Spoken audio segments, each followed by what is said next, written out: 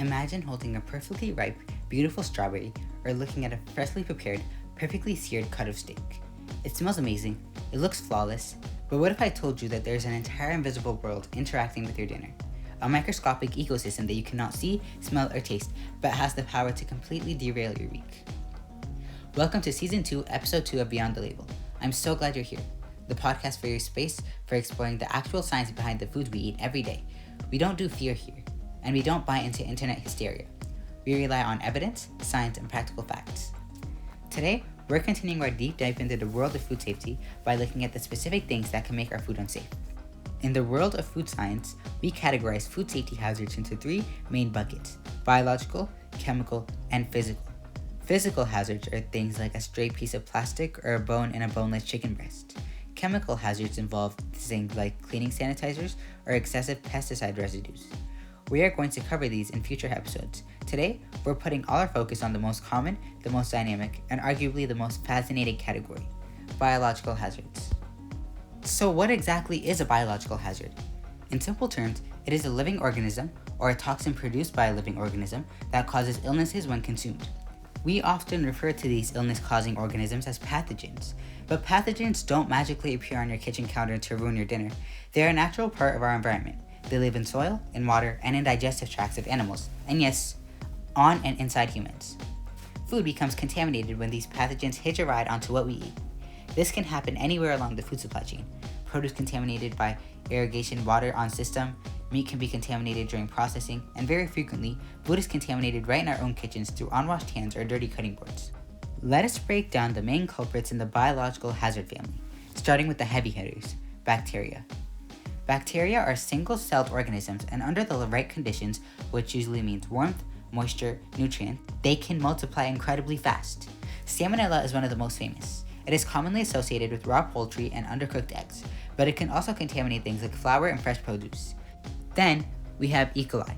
While most strains of E. coli are actually harmless and live in our intestines, certain strains, like E. coli 00157H7, are highly pathogenic. This is a strain often linked to undercooked ground beef and raw leafy green. Another major bacterial player is Listeria. Listeria is unique and particularly stubborn because, unlike most bacteria that stop growing when they get cold, Listeria can actually survive and multiply in chilly environment of your refrigerator. It is commonly found in deli meats, hot dogs, unpasteurized milk, and soft cheeses. There are many types of different bacteria that can either hurt you or maybe even help you. But bacteria are not the only biological hazards. We also have to talk about viruses. Unlike bacteria, viruses do not grow or multiply in food. The food simply acts like a vehicle to get the virus into your body, where it takes over your cells. Norovirus is the absolute king of foodborne viruses. It is incredibly contagious, and it takes very few viral particles to make you violently ill. It is often spread by infected food handlers who don't wash their hands properly. Another viral hazard is hepatitis, which affects the liver. Like norovirus, it is frequently spread through the fecal-oral route infected by workers handling raw or ready-to-eat foods. Next up in the biological lineup are parasites. These are organisms that need a living host to survive and multiply. You might have heard of many types of parasites, but the most popular one is Cyclosporosa, which is currently having an outbreak in the United States right now. Finally, we have molds.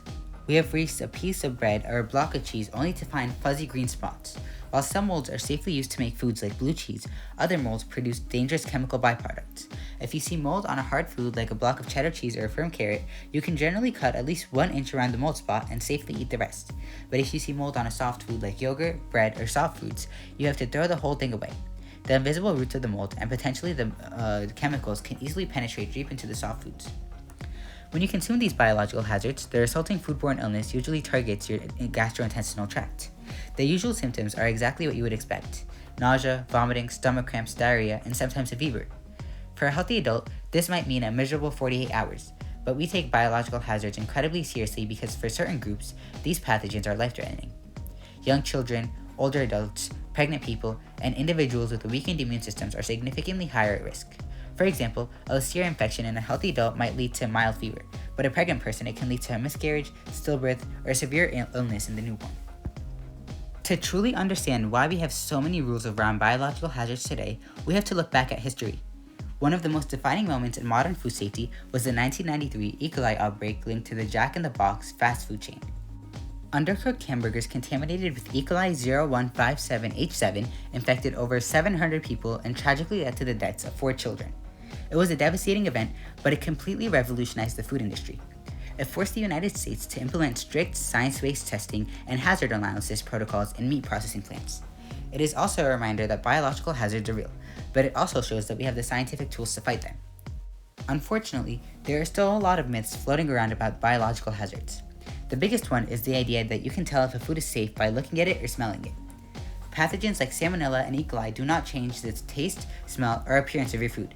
The sniff test only tells you if spoilage bacteria are present, but not if pathogenic bacteria are present. Another myth is the 5-second rule.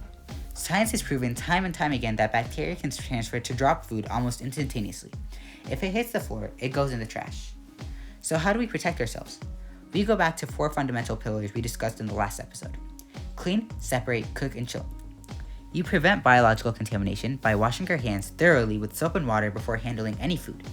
You wash your fresh produce under running water to physically remove pathogens. You prevent cross-contamination by keeping raw meats far away from your fresh salads, using separate cutting boards and utensils, and you defeat bacteria and parasites by cooking your food to the proper internal temperature using a food thermometer. You cannot eyeball a chicken breast to see if salmonella is dead. And finally, you stop bacteria from multiplying by chilling your food quickly. Never leave perishables out at room temperature for more than 2 hours. Understanding biological hazards isn't about being afraid of every meal you eat. Our food supply is remarkably safe, but these microorganisms are a natural part of our world. By understanding what they are, how they travel, and what they need to survive, you gain total control over your kitchen.